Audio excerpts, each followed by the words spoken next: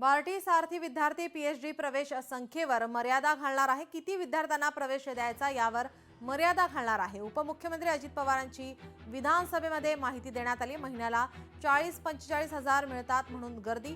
एकाच घरात 5-5 लोक पीएचडी करायला लागलेत असंही अजित पवार यांनी म्हटलंय। त्या मुलांना मुलींना शिक्षणाच्या दृष्टिकोनातून मदत करायला काढलेले आहेत।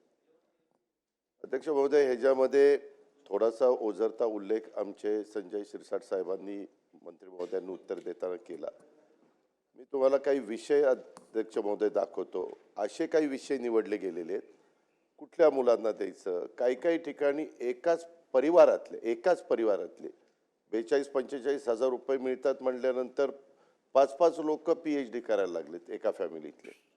आणि मी मधीच माहिती घेतली तर ह्या ठराविक विद्यार्थ्यांच्या करता कित्येकशे कोटी रुपये जात आहेत आणि 4 लाख विद्यार्थ्यांच्या करता म्हणजे ह्यांच्या करताच रक्कम इतकी मोठी जाते आणि बाकीच्यांच्या करता अतिशय म्हणजे 50% पेक्षा जास्त रक्कम इकडे जायला लागल्यात आणि विद्यार्थ्यांची संख्या कमी आहे।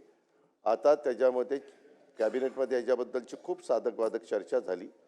शेवटी कॅबिनेटने हा निर्णय घेतला की एक कमिटी नेमायची चीफ सेक्रेटरीच्या अध्यक्षतेखाली आणि साधारण बार्टीचे किती विद्यार्थ्यांना मेरिटच्या दरवर्षी याच्याकरता ॲडमिशन द्यायची, सारथीच्या किती विद्यार्थ्यांना द्यायची, त्याला आम्ही लिमिट घालणार आहे।